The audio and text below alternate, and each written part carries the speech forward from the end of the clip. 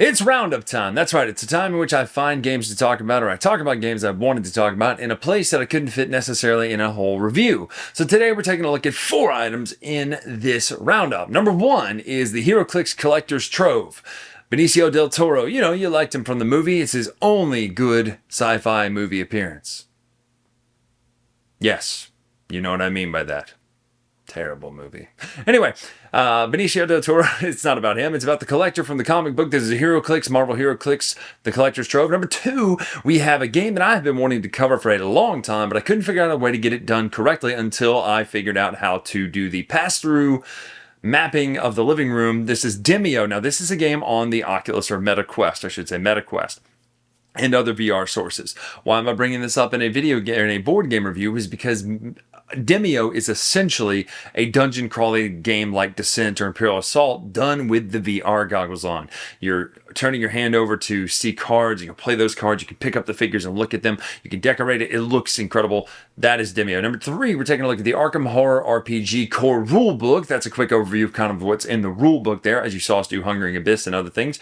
And last but not least would be Lord of the Rings Battle for Middle-earth. That would be the Seven Wonders Duel version of Lord of the Rings, or the Lord of the Rings version of Seven Wonders Duel. So let's take a look right now. All right, first is the Heroclix Collector's Trove. First of all, I pulled a chase in this set. It is the Loki with the Infinity Gauntlet. Now, why do I bring this up? Because this is a very unique set to me. If you played Heroclix before, you know the basic rules, you know the idea, you're moving pieces around, you're fighting, right? It's a very great miniature combat game. However, what's really cool in this one, because it's Infinity Gauntlet based, there are one-shots in this. There are cards that you can use one time for your character and put them in play and do certain powers, game-breaking type powers, because they're the Infinity Gems. However, Loki, the one I have holding the Infinity Gauntlet, also allows you to equip them onto him as health, where his powers are stupid good, but you knock off a stone each time you have him. So that's a really cool thing. There are also weapons. I got Yondu's Yaka arrow in here. It's a weapon that you just sit out on the board, you equip part of your team, and then when it's called out by either Yondu or, oh gosh, I can't think of his brother's name. But anyway, either Yondu or James Gunn's brother, you can, Kraglin? Yeah, you can place it out there and it will do penetrating damage just as it on the board. It's just a great power. And it's cool because this set is rife with these weapons. There are tons of them that you can just, or equipment that you can throw out onto the board that aren't just characters. Really well done. So that is the Heroclix Collector's Trove, coming very soon from WizKids. Love Heroclix. Love this set. This is one of the coolest looking sets, and the miniatures are incredible in this. The detail, so good. That is Collector's Trove. Coming up next, let's take a look at Demeo. Now, to seek out and destroy the Keeper below. Only then will the trapped elven spirit be set free.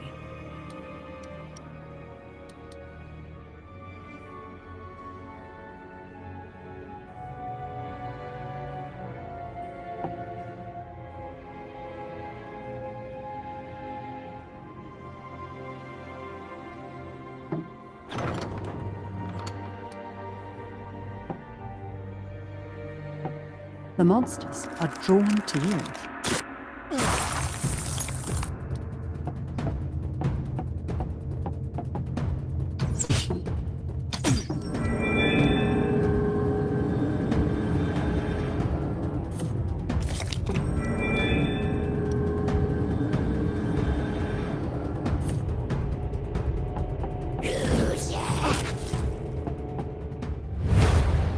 For glory!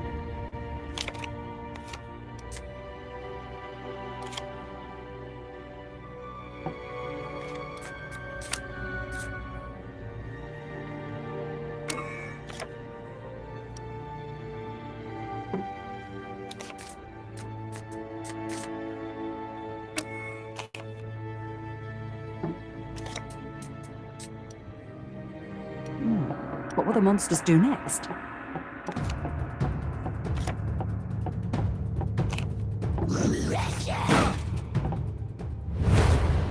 I stand ready.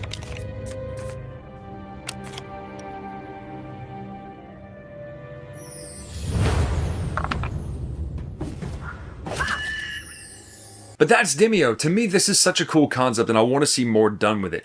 Essentially, this really feels like playing Gloomhaven to me with VR. Now, you can play with people right here in the game, or you can play elsewhere. Let me just do a quick sidebar. This is what I want online board gaming to be, right? I don't want to play Board Game Arena or Tabletop simulator. Those are great. They're fantastic. But I'm like I have a giant hand of one giant thumb when I try to play those. I knock stuff around. I can't pick it up right. I'm just not very good at it.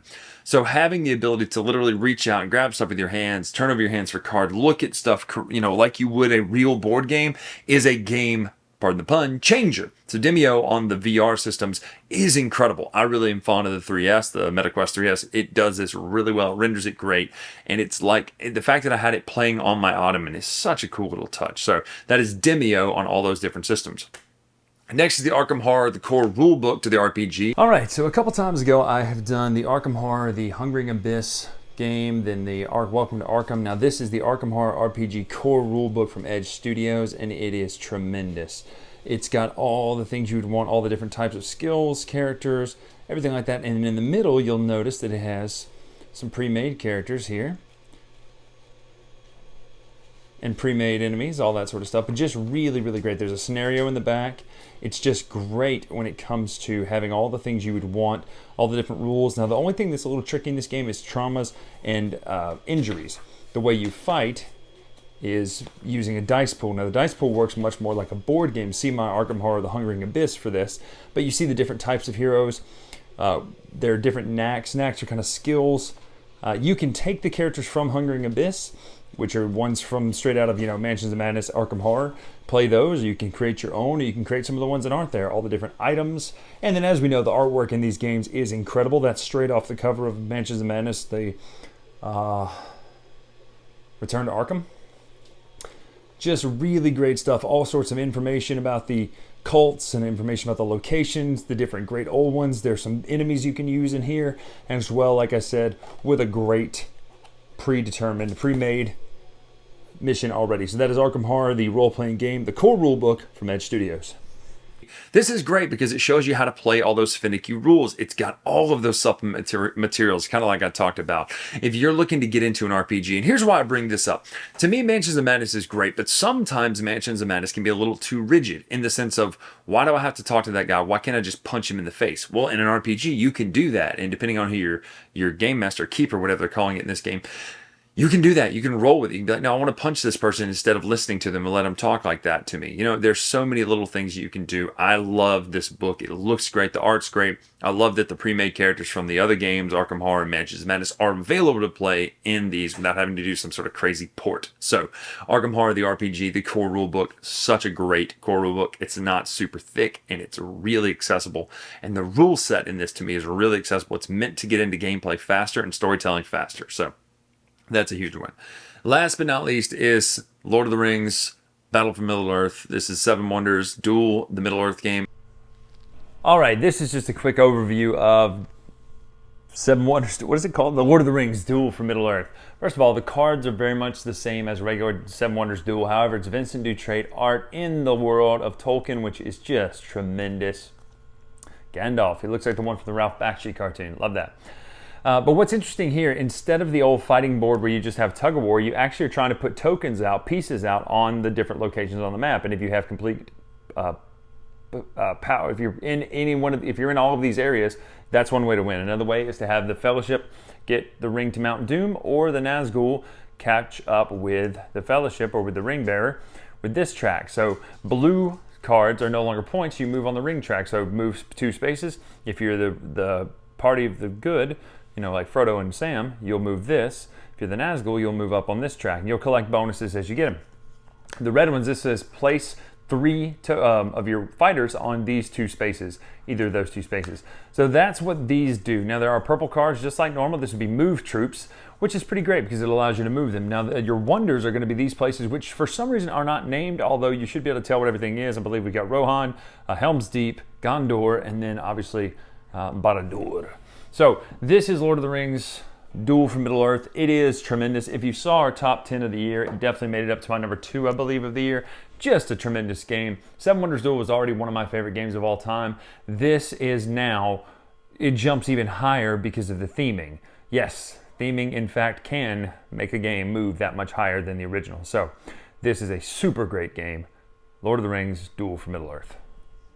enough said. Vincent Dutrait art. I am a huge Tolkien fan. It's one of my favorite universes of all time. I love J.R.R. Tolkien. I love C.S. Lewis. I love that whole era of just writers creating their worlds, especially Tolkien, though, because it's so rich with the world he created and the history and just going back for aeons and then going forward and just the languages, all that sort of stuff is so beautiful. So to see that played out in a theme that is very quick, Seven Wonders Duel, or a mechanic that's very quick, is so cool. Vincent Dutrait's art, I want to see an art book of this. I want to see him animate a movie of this. I just want to see it all just like this. So this jumped up into one of my games of the year. It's into my top 100 of all time, obviously. Just a phenomenal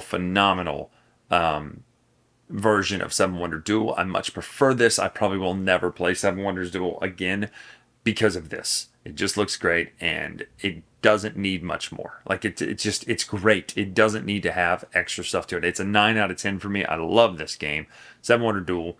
Battle for Middle-earth. Man, that's a mouthful to say. So that's the roundup today. Taking a look at 4 quick games, 4 great games. Let me know about your VR experiences below in the comments. I want to hear what you think of Demeo and what other games could do for them. I would like to see a Euro game done like this. I would like to see, a worker placement where you literally pick up the meeples and put them out there. And if you need a quick rules reference, you look at your hand, you open a book or what. To me, that's so cool. And it really does bring the gaming experience much closer, even if people were worldwide. Man, that would have been amazing a couple years ago to have that capability. Demeo would have been #1 seller for a lot of people. So I'm Bryan Drake here on the Dice Tower. I will see you in less than a week on the cruise. Make sure to come say hi. I'll be around saying hello to everybody, trying to get engaged if we have a chance to, but I'll be mostly just there having a good time and enjoying the cruise, and I will see you there.